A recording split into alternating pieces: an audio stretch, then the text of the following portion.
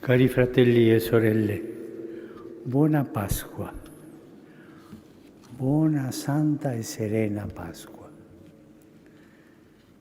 Oggi richiesa in ogni parte del mondo l'annuncio della Chiesa: Gesù, il crocifisso, è risorto come aveva detto. Alleluia. L'annuncio di Pasqua non mostra un miraggio, non rivela una formula magica, non indica una via di fuga di fronte alla difficile situazione che stiamo attraversando. La pandemia è ancora in pieno corso. La crisi sociale ed economica è molto pesante, specialmente per i più poveri. Malgrado questo, ed è scandaloso, non cessano i conflitti armati e si rafforzano gli arsenali militari. E questo è lo scandalo di oggi. Di fronte, o meglio in mezzo a questa realtà complessa, l'annuncio di Pasqua racchiude in poche parole un avvenimento che dona la speranza che non delude. Cristo risorto è speranza per quanti soffrono ancora a causa della pandemia, per i malati e per chi ha perso una persona cara. Il Signore dia loro conforto e sostenga le fatiche di medici e infermieri. Tutti, soprattutto le persone più fragili, hanno bisogno di assistenza e hanno diritto di avere accesso alle cure necessarie. Ciò è ancora più evidente in questo tempo in cui tutti siamo chiamati a combattere la pandemia e i vaccini costituiscono uno strumento essenziale per questa lotta. Nello spirito di un internazionalismo dei vaccini, esorto pertanto l'intera comunità internazionale a un impegno condiviso per superare i ritardi nella loro distribuzione e favorirne la condivisione, specialmente con i paesi di molteplici difficoltà che stiamo attraversando. Non dimentichiamo mai che noi siamo sanati dalle piaghe del Cristo. Alla luce del risorto, le nostre sofferenze sono trasfigurate. Dove c'era morte, ora c'è vita. Dove c'era lutto, ora c'è consolazione. Nell'abbracciare la croce, Gesù ha dato senso alle nostre sofferenze e ora preghiamo che gli effetti benefici di questa guarigione si spandano in tutto il mondo. Buona, santa e serena Pasqua.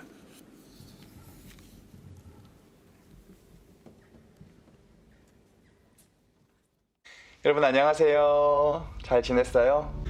부활 축하드려요, 여러분들. 우리 가톨릭에서 가장 큰 명절인 부활을 축하하는 이유는 내가 부활했기 때문이거든요. 조금 어려워도 예수님의 부활은 곧 나의 부활이기 때문에 그래요. 그래서 서로를 축하합니다. 부활의 시기 전에 굉장히 어두운 어떤 사순, 어떤 고난의 시간 이런 것들이 항상 있고요. 그게 어두우면 어두울수록 부활의 기쁨이 더 크게 느껴진답니다. 그래서 저도 굉장히 행복한 부활 주간을 보냈습니다, 여러분들. 하지만 여러분들 못 봐서 아쉬운 것은 여전합니다. 교황님의 부활 대축일 미사를 잠깐 보고 오셨어요. 정말 평소에는 발디딜 틈 없는 저 베드로 대성전에 꽉 찬 교우들이 있었지만 정말 텅 빈 저렇게 허망할 수도 있구나라는 생각을 가집니다.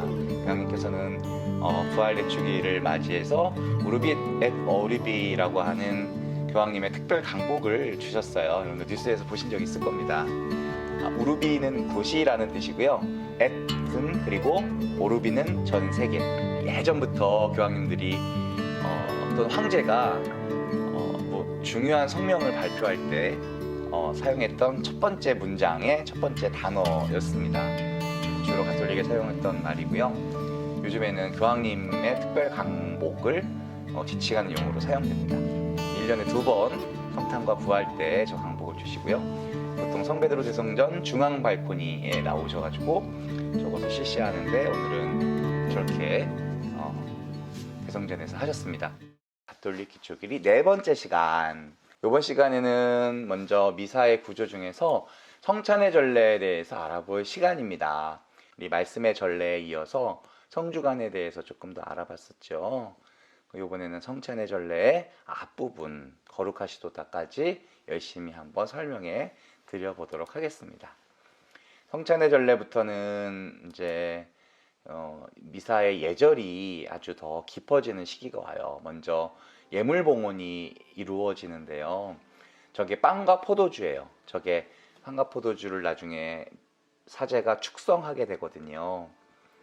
빵과 포도주는 우리가 땀 흘려서 얻은 소출, 이것을 하느님께 바치는 행위예요. 그런데 저게 제대 위에서 있다가 축성이 될 겁니다. 그러면은 우리 가톨릭에서 가장 중요한 교리, 빵과 포도주가 예수님의 이 십자가상 제사를 통해서 놀랍게도 예수님의 살과 피로 변화되는 거예요. 그거를 믿는 게 우리 가톨릭 신앙의 핵심이거든요. 말도 안 돼. 여러분들 차근차근 여기에 대한 설명을 조금 드릴 테니까 조금 더 기다려 주세요. 우리가 땀 흘려 얻은 소출을 봉헌했더니 그게 나에게 생명의 양식으로 되돌아오는 거. 그래서 밑에 보시면 교환의 신비라고 되어 있는 거예요. 서로 교환했을 때 그게 신비라는 거예요. 사제는 저 빵을 받고선 이렇게 기도합니다. 오늘의 주 하느님 찬미 받으소서. 주님의 덕으로 시내로 저희가 땅을 일구어 얻은 이 빵을 주님께 바치오니 생명의 양식이 되게 하소서. 그리고 이 성작 컵에다가 포도주를 따르면서 그리고 바로 뒤에 물을 조금 거기다 집어넣거든요. 이 물과 술이 하나 되듯이 인성을 취하신 그리스도의 신성에 저희도 참여하게 하소서. 이렇게 기도를 속으로 해요. 그리고 그 물과 술을 들어 올리면서 오늘의 주 하느님 참미 받으소서. 주님의 너그러우신 은혜로 저희가 포도를 갖고 얻은 이 술을 주님께 바치오니 구원의 음료가 되게 하소서. 이렇게 기도를 또 합니다.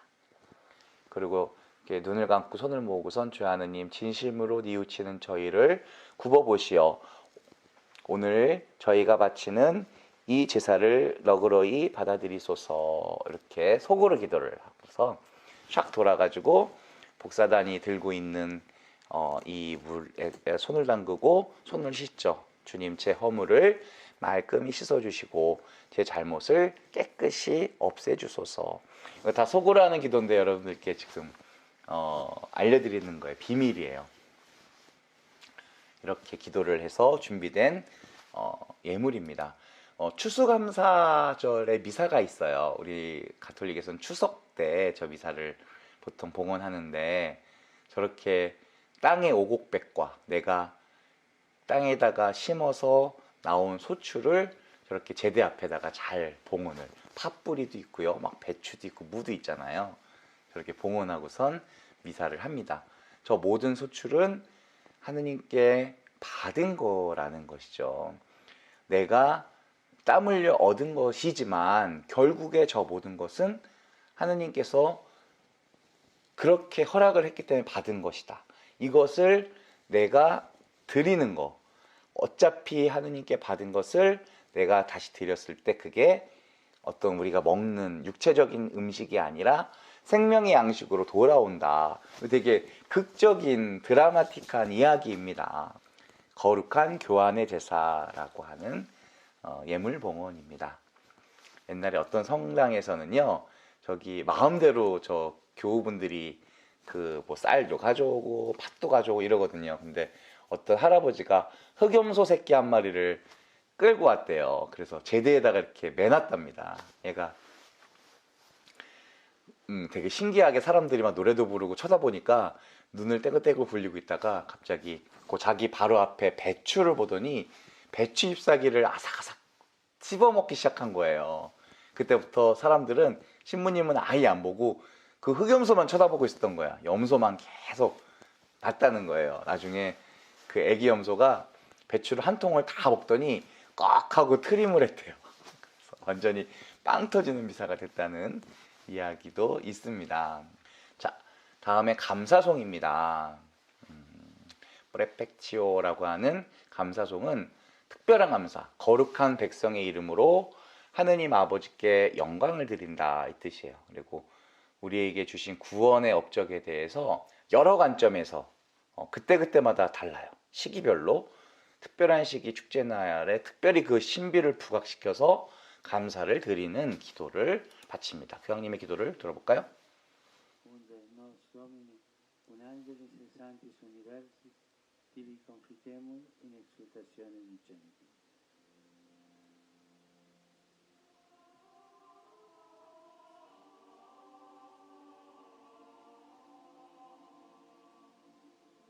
오, 쌍투스로 이어지네요. 네. 네, 거룩하시도다.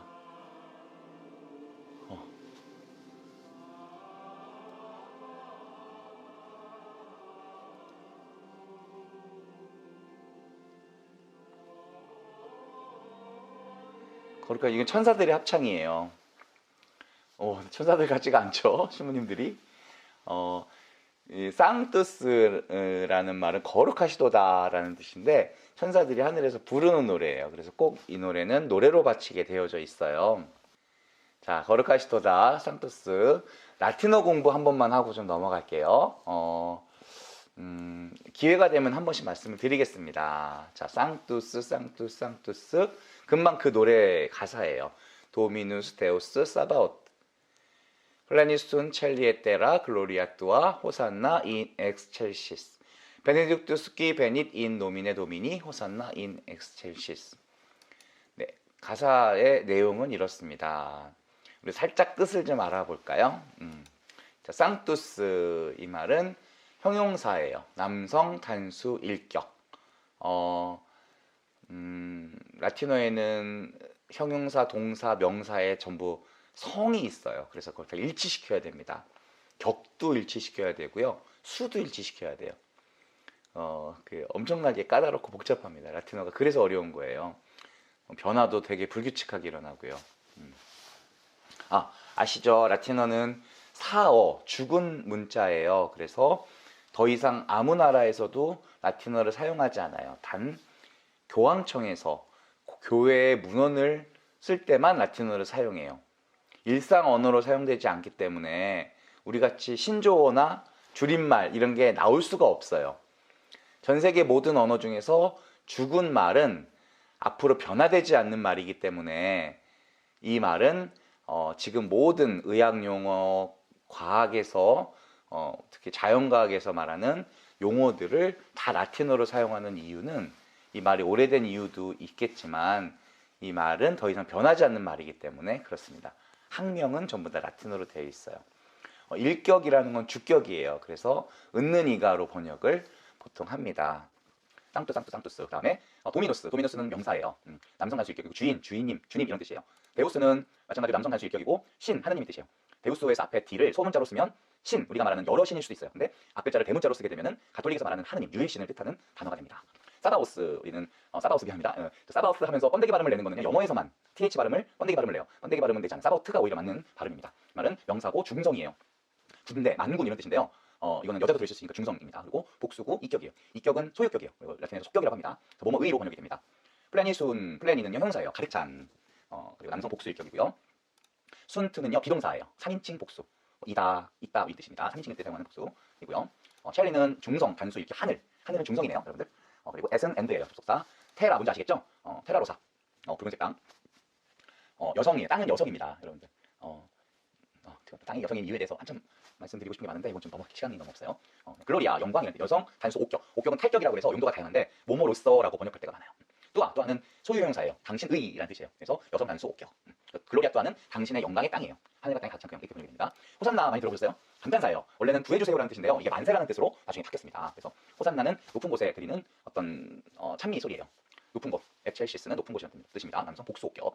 자, 베네딕투스 우리 전 교황이 베네딕토 16세였잖아요. 자, 분사입니다. 축복 받은이라는 뜻이에요. 남성 단수 일격. 근데 저기 번역을 보면 찬미받으소서라는 말로 번역됐잖아요. 이 베네딕투스는 베네디체레라는 말의 분사형인데요. 하느님이 사람에 대해서 베네딕투스 할 때는 축복하다, 강복하다 이 뜻이고요. 사람이 하느님을 강복할 수 없잖아요. 이때는 찬미하다라는 뜻으로 바뀝니다. 뀌는 관계대명사, 어떤 사람이 뜻이에요. 베닉, 오다, 직설법, 능동태, 현재 3인칭 단수예요. 이는 뭐 전치사 똑같고요. 노미는 이름이에요. 이름. 그래서 단수 옥격으로 사용됐으니까 뭐 이름으로써 이런 거겠죠. 도미니는 아까 나왔죠. 이거는 도미누스의 소유격이에요. 이격, 속격이죠. 그래서 거꾸로 도미니, 노미넷, 주님의 이름으로 오시는 그분 찬미 받으소서 이렇게 되는 거예요. 호산나 이넥체시. 넘어갑니다. 아유, 이거 왜 준비했는지 나도 모르겠네요. 그래도 라틴어 재밌나요? 미안합니다. 자, 미사 중에 3번 반복하는 기도. 지금 쌍투스 얘기하고 있는 거예요. 거룩하시도다, 거룩하시도다, 거룩하시도다. 3번 반복했잖아요. 이런 기도들이 5가지가 있어요. 우리가 지지난 시간에 알아본 말씀의 전례 중에서 참회 예식, 가슴을 치면서 내 탓이오, 내 탓이오, 저의 큰 탓이로소이다 하면서 가슴을 치는 예식에서 제 탓이오를 3번, 메아 꿀빠, 메아, 나의 꿀빠, 죄, 나의 죄, 나의 죄, 나의 큰 죄로 소이다 뭐 이런 말이에요. 이런 기도를 할 때 3번 가슴을 칩니다. 그리고요, 자비송, 주님 자비를 베푸소서, 그리스도님 자비를 베푸소서, 주님 자비를, 키리에 엘레이손, 크리스테 엘레이손, 키리에 엘레이손 할 때 3번 이 기도를 바치고요.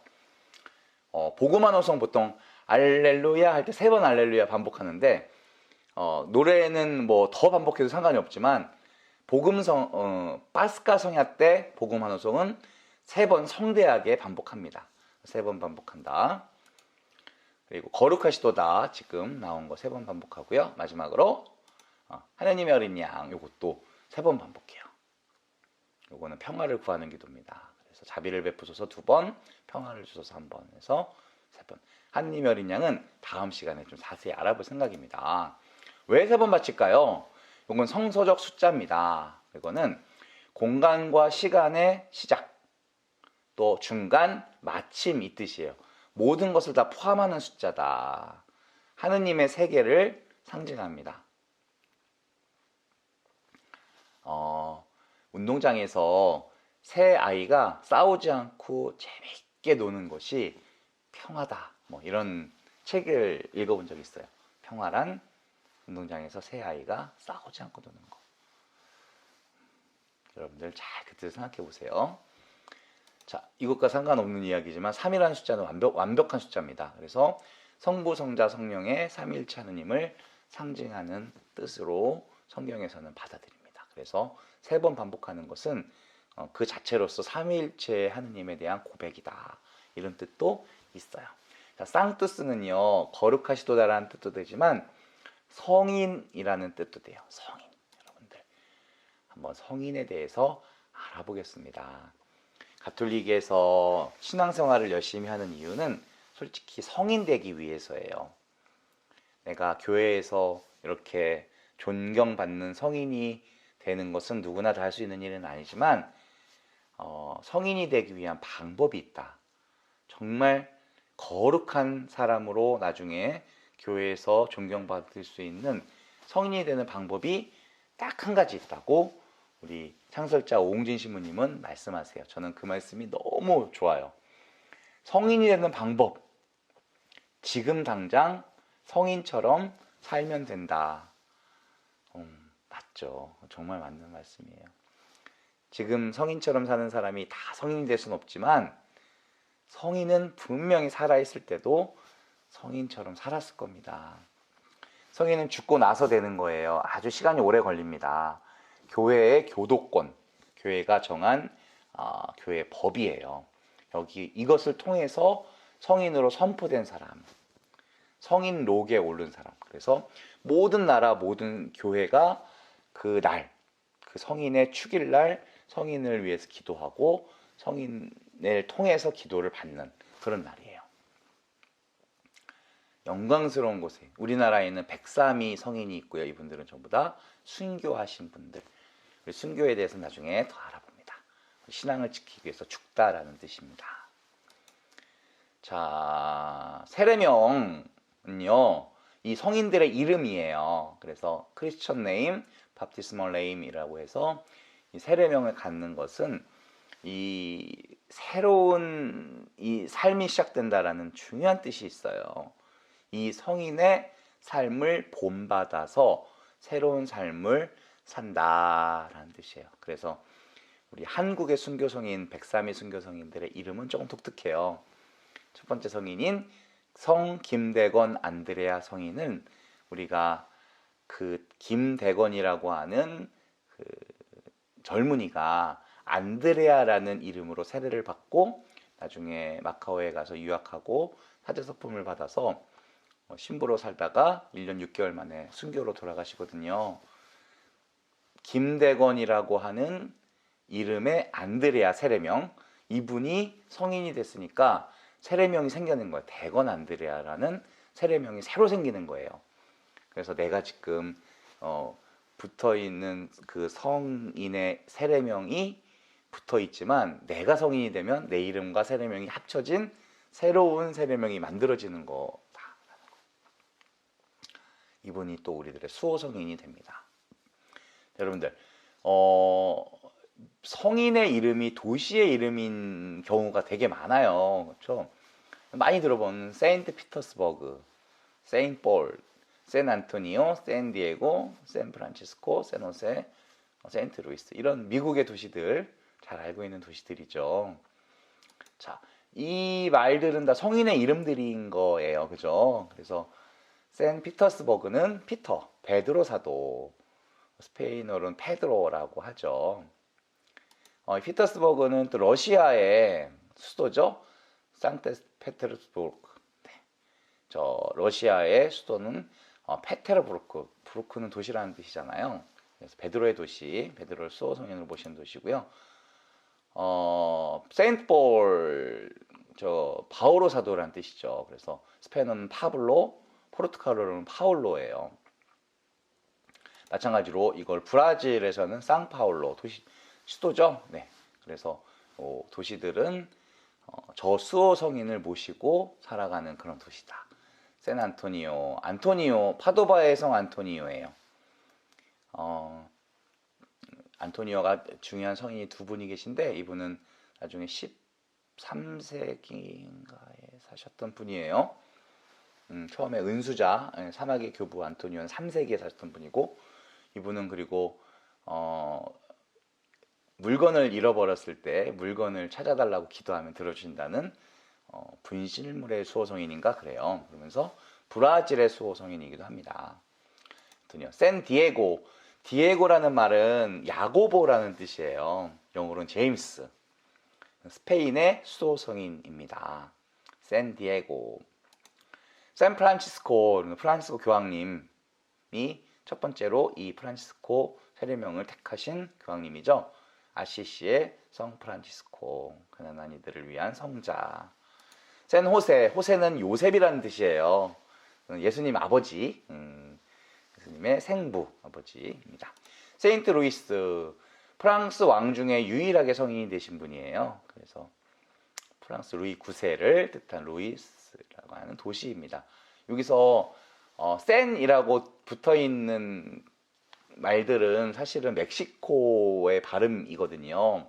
세인트는 영어식 발음이고요. 어떻게 된 거냐면 요 도시들이 사실은 멕시코의 땅들이었어요. 근데 1848년인가 그때 미국 멕시코 전쟁에서 멕시코가 졌죠. 그러면서 미국이 이 땅을 전부 다 접수하면서 요 도시의 이름들은 그대로 남겨놓고 이렇게 지금 되어 있는 상황입니다. 네. 여러분들 셀럽들, 유명인들을 좀 보여드릴게요. 얼굴 보면 아시는 분들이 몇 분 계시죠. 장자크 루소, 이 양반은 스위스 분인데요. 왜 프랑스어로 썼냐면요. 스위스는 세 개의 나라어를 쓰잖아요. 독일어를 제일 많이 쓰고요. 60%인가 쓰고요. 그다음에 25% 정도가 불어를 쓰고요. 아마 이태리어. 그래서 그 세 나라 중간에 있는 게 스위스잖아요. 그래서 요 분은 스위스 태생인데 불어를 사용하는 불어권에 계셨던 정치 철학자죠. 그리고 반계몽주의 철학자. 여러분들 도덕 시간에 배웠었죠. 그다음 시벨리우스. 욕하게 하는 게 아니고요, 여러분들. 그거잖아요. 그 뭐죠? 핀란디아의 작곡자. 핀란드의 제일 유명한 자랑의 작곡가예요. 헬싱키 음악원 교수인가 그렇습니다. 아마 1800년대 분이에요. 존 웨인. 서부 영화의 최고예요. 여러분들 어머니 아버지께 여쭤보시면 존 웨인 되게 팬들이셨을 거예요. 돌아가신 한참 된 분이고요. 숀 코네리. 이분은 뭐라고 써있네? 귀에서 뭐가 나오네? 007의 아주 유명한 첩보 영화의 대부였어요. 진짜 멋있는 분이. 이분은 원래 영국 스코틀랜드 출신이에요. 아주 발음이 찰지죠. 후안 마타, 여러분들도 아시는 축구 선수죠. 맨체스터 유나이티드의 공격형 미드필더고요. 이분이 패스의 신이에요. 그래서 엄청나게 패스를 잘하는 사람, 유명한 후안 마타라는 분. 이반 피셔. 저 양반 헝가리에서 제일 유명한 음악인. 부다페스트 페스티벌 오케스트라 지휘자예요. 현대 음악의 정말 거장이신 분이에요. 이 6분의 공통점이 뭔지 아세요? 여러분들 한번 맞춰보세요. 공통점. 남자 땡. 뭐 직업도 다 가지가지죠? 뭐가 있을까요? 모르시죠? 네. 나만 아는 건가? 자, 이렇게 보면 공통점이 더 잘 보이죠? 뭐겠어요? 뭔가 J로 시작하는 게 맞네요. 그죠? 네, 맞습니다. 여러분들. 이게 뭐예요? 사도 요한. 저 앞에 붙어 있는 이름들이 다 같아요. 저 6분은 다 같은 이름을 쓴 분이에요. 요한이라는 이름이에요. 그래서 각 나라 말로 다 저 요한은 부르는 말이 다른 거예요. 요한이라는 말 자체는 그리스어인데요. 히라버죠. 저 말이 각각 다 다르게 발음되는 거 어떻게 보세요? 불어, 장, 이안, 핀란드어, 그다음에 존, 미국 영어, 그다음에 션, 영국 영어, 또 후안, 스페인어, 이반, 헝가리어. 신기하죠, 여러분들? 이런 말들이 얼마나 많겠어요. 성인들 이름 중에서. 조금만 더 설명해 볼까요? 네, 사도 안드레아 사도. 이분은 X표로 된 십자가에서 이렇게 순교하신 분이에요. 원래 안드레아라는 뜻 자체가 남자답다, 씩씩하다 이런 뜻이에요. 그리스 말에 나왔습니다. 라틴어로 안드레아, 영어 것은 앤드류, 앤디 가르시아, 프랑스에서 앙드레 지드, 앙드레 김, 폴란드에서 안제이, 헝가리에서는 앤드라스, 덴마크 안데르센, 다 안드레아의 다른 나라 표현입니다. 또 볼까요? 사도 야고보, 영어권에선 제이콥입니다. 그 다음에 제임스, 지미, 제클린 이렇게 변형이 되고요. 프랑스에서는 자크, 아까 장자크 나왔었죠.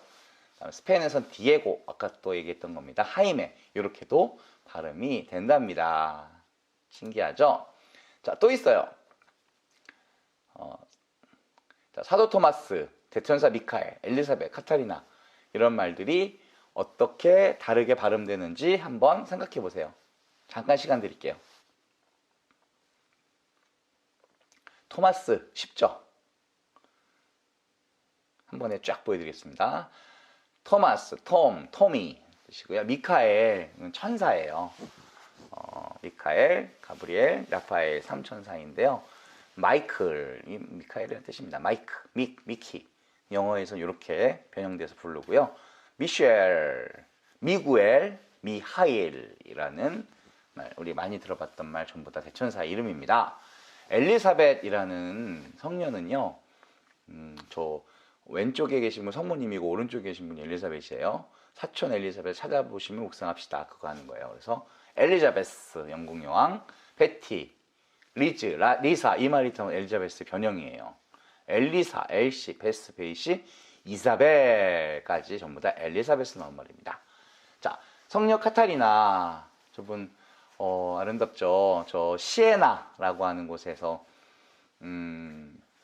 수도 생활 하셨던 분인데요. 저 시에나 성녀 카타리나 굉장히 좋은 말씀 많이 남기셨는데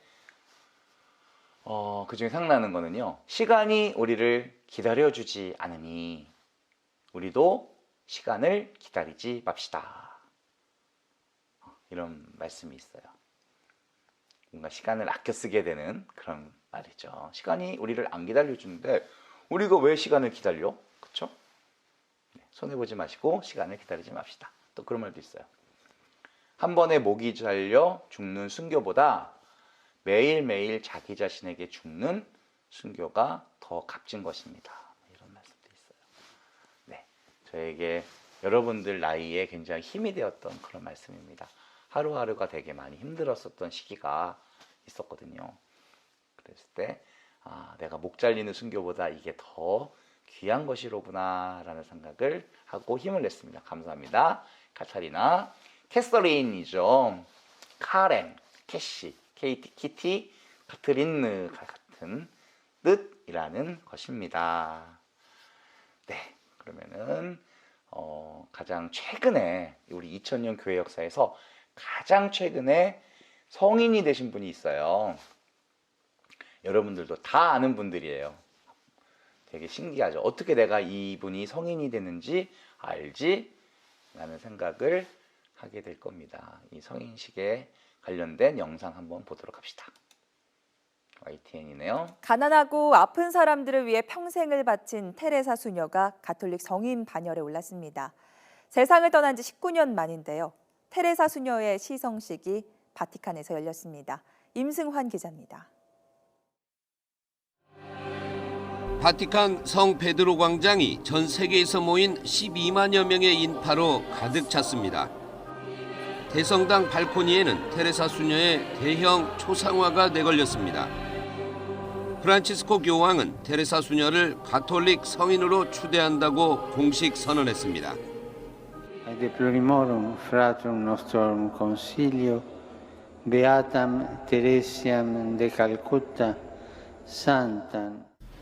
지난 1998년에 이어 지난해 12월 암 환자를 기도로 치유한 점이 기적으로 인정을 받았습니다. The teachings of Mother Teresa has helped me a lot to understand the concept of love. 테레사 수녀는 지난 1910년 현재 마케도니아 수도인 스코페에서 태어났습니다. 지난 1950년 힌두교도가 대부분인 인도에 사랑의 선교회를 만들어 극빈자와 병자 등 소외된 사람들을 위해 평생을 헌신했습니다. 지난 1979년 노벨 평화상을 수상했고 1997년 인도 동부 캘커타에서 생을 마감했습니다. We have people who have nothing, who are wanted by no one, who have become a burden to the society. For us, they are the children of God. 빈자의 어머니로 불리는 테레사 수녀. 그녀의 헌신은 지금도 사랑의 선교회를 통해 130여 나라에서 빈민 구호 활동으로 이어지고 있습니다. YTN 임승환입니다. 네, 테레사 성녀 요한 바오로 2세 교황님과 함께 시성이 되셨죠. 프란시스코 교황님이 시복 시성을 이렇게 도맡아서 하셨습니다. 성인이 된다. 먼저 복자라는 과정을 거쳐야만 성인이 될 수 있거든요. 성덕인 높은 사람을 신앙의 모범으로 삼는 거, 그리고 공적인 공경을 하는 거, 그것을 그 품위에 올리는 예식을 시복시성이라고 하는데요. 조사를 먼저 합니다. 고인의 성성에 대해 성성, 거룩한 그 성격에 대해서 명성이 높아지면 지역주교, 우리 가톨릭은 지역교구가 다 있잖아요. 그래서 지역교구장은 시복준비조사위원회를 꾸려서 교황청의 건의를 하기 위해서 일반자료 조사 과정을 시작해요. 굉장히 오래 걸려요. 수십 년이 걸릴 때가 많습니다. 고인의 언행, 저서, 기적 사례들을 엄밀히 조사해요. 기적이 필요합니다. 교황의 조사에 대한 허락을 받고 나면은 교황청에서 본격적으로 조사를 나와요. 그래서 교황청에 파견된 시복시성 그런 조사하는 분들이 아주 엄밀한 조사를 합니다. 그리고 그 동안 이분에게는 가경자, 하느님의 종이라는 종칭이 주어져요. 보통 이 과정에선 두 가지 기적이 있어야 돼요. 미라클, 두 가지 기적이 꼭 필요합니다. 근데 순교한 사실이 확인되면은 그 순교 자체가 우리 인간으로서의 최고의 기적이기 때문에 지금 기적 심사가 면제됩니다. 네, 시복과 시성입니다. 그렇게 재판이 진행이 되는 과정인데요. 이분이 덕성이 확실하게 확인되고 기적이 확실하게 발견돼. 이곳은 그냥 어떤 증언에 의한 게 아니라 의사, 병리학자 등이 확실하게 과학적으로 검토를 했을 때, 기적으로 인정을 받았을 때 그 재판에 영향을 줍니다. 재판이라고 해서 나쁜 죄를 졌기 때문에 받는 게 아니고요. 시복시성을 하는 데 있어서 재판에서 이 성인으로 추대하기 위한 쪽과 반대하기 위한 쪽이 대립을 하면서 서로 증거를 제시해요. 그래서 아주 오랜 시간 이것을 확인합니다. 그래서 기적사실이 확인되면 복자로 선언을 하고 지역교회에서, 우리나라 같은 경우 한국교회에서 축일을 지내요. 그래서 우리나라 한국교회에는 복자가 124위예요. 여기서 위는 돌아가신 분의 숫자를 세기 위한 우리나라의 단위예요. 그렇죠? 언제 2014년 프란시스 교황님이 우리나라에 오셨을 때 그 광화문에서 이따가 영상으로 보여드릴게요. 124위 순교성인을 복자로 추대했습니다. 네. 시성, 그 뒤로 복자 상태로 더 한 가지 이상의 기적이 더 발견되면은 그를 성인으로 선언합니다. 성인은 전 세계에서 다 그분을 존경하는 거예요. 그래서 미사경본, 성물도, 전례력, 그리고 이 성인의 이름으로 세례명을 갖게 되는 거죠. 그렇고 이제 이 시성은 교황만이 할 수 있는 무류권의 행위입니다. 교황이 결정하고 교황만이 할 수 있는 거예요. 그다음에 축일입니다. 우리 각자 우리 세례받은 사람들은 자기 축일이 있거든요. 생일 말고. 축일은 보통 그 성인이 돌아가신 날이에요. 왜 돌아가신 날 그날을 축일로, 축할 날로 기리는가. 보통 돌아가신 날 시복시성을 하는 경우도 많고요. 그 날을 시복시성을 그날 안 하더라도 축일을 그날로 정해서 그 날짜마다 기려요. 미사 때마다. 그 이유는 가톨릭에서의 보는 죽음이 우리 세상의 죽음과 다르기 때문에 그래요.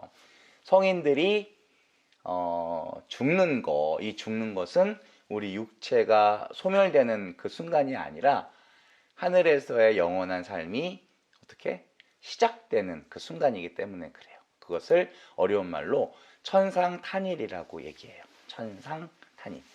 하늘에서 태어나는 날이다. 그래서 이 날을 축일로 정하는 것입니다.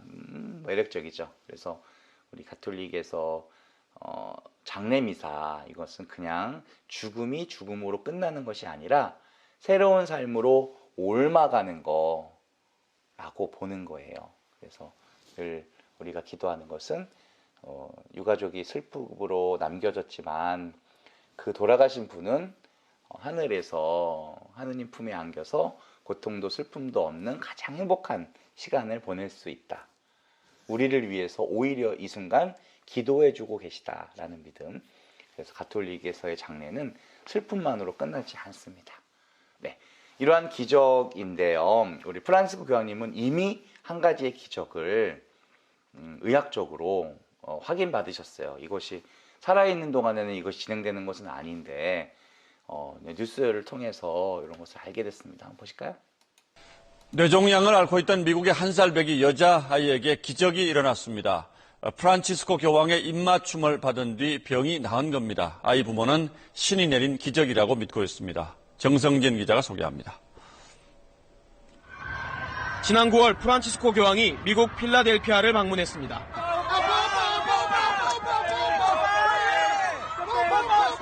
수많은 인파 속에서 경호원이 한 어린 아기를 들어올리자 교황이 아기의 머리에 입맞춤합니다.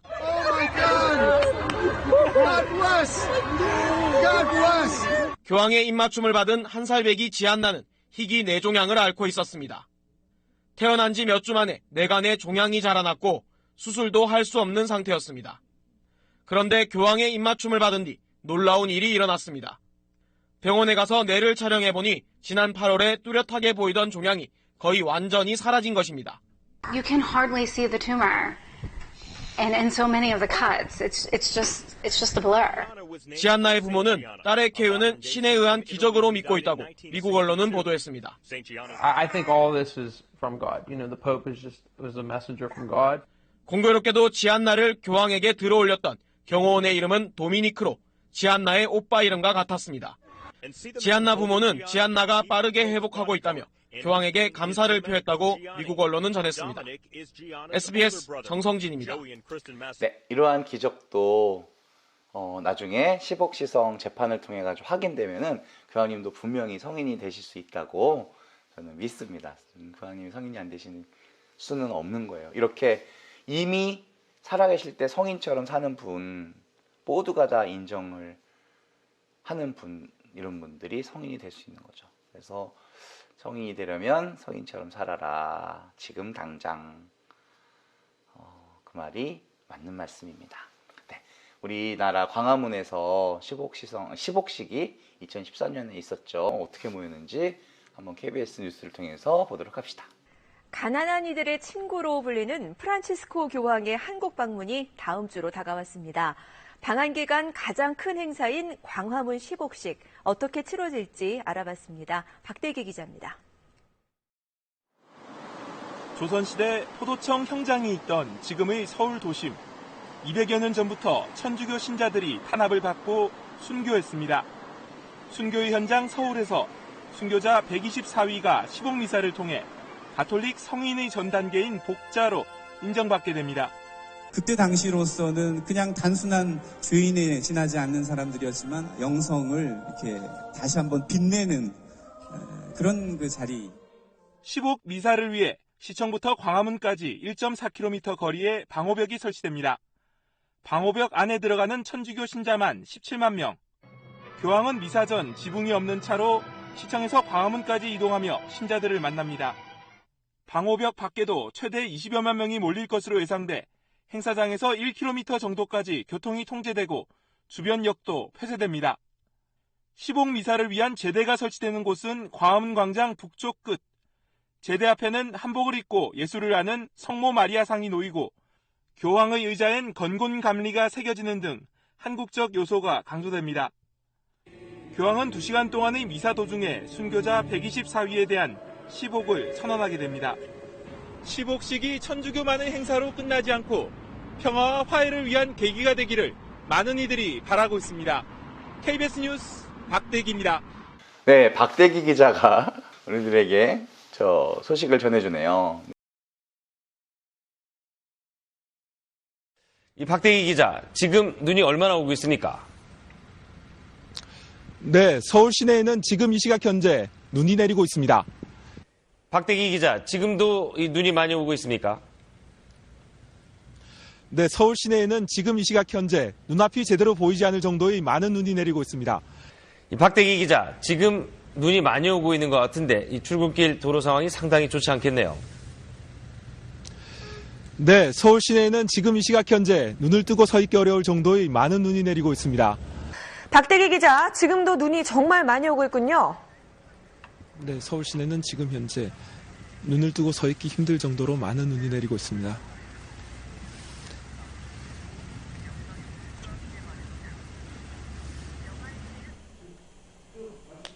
네, 박대기 기자 나오세요. 박대기 기자.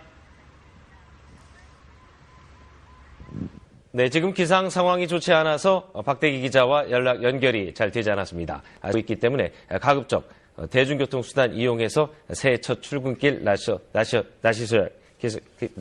나셔야겠습니다. 네, 오늘은 이렇게 성찬의 전례 앞부분 거룩하시도다까지 살펴봤습니다. 거룩하시도다가 성인이라는 뜻도 있기 때문에 아주 성인에 대해서도 줄기차게 알아봤습니다. 저는 베드로 수사 신부예요. 베드로는 우리 꽃동네 모든 수사 수녀님들은 12사도, 베드로, 야고보, 요한, 안드레아, 필립보, 발트로메오, 마테오, 토마스, 야고보, 타데오, 시몬, 마지아, 요 순서대로 쭈르륵 계속 돌고 돌거든요. 그래서 저는 운 좋게도 베드로라는 이름의 순번이었기 때문에 그렇게 이름이 수도명이 베드로가 되었어요. 저는 수도성을 받기 전에 세례명은 마틴이라는 성인이었어요. 마르티노, 평생을 빗자루질만 하시다가 돌아가신 마르티노 데포레스라고 하는 흑인 수도자이셨는데 저는 그분을 정말 삶으로 존경하고 그분처럼 겸손하게 살아가려고 평생 기도하면서 살아왔었어요. 결과는 잘 모르겠지만 이렇게 자기만의 세례명 갖고 이 성인이 어떻게 살았는지 공부하고 거기에 맞춰서 노력하며 살아가는 게 우리 가톨릭이 굉장히 신앙의 별미입니다. 여러분들도 관심 있으시면 우리 교목절을 노크해 주시면 좋겠습니다. 제가 또 시간이 얼마나 지났는지 알 수가 없는데 여러분들 영상 조금 길어져서도 조금 이해하고 봐주시면 좋겠습니다. 여러분들 보고 싶고요. 또 다음 주에 영상으로 만날 때까지 잘 계세요. 여러분 안녕.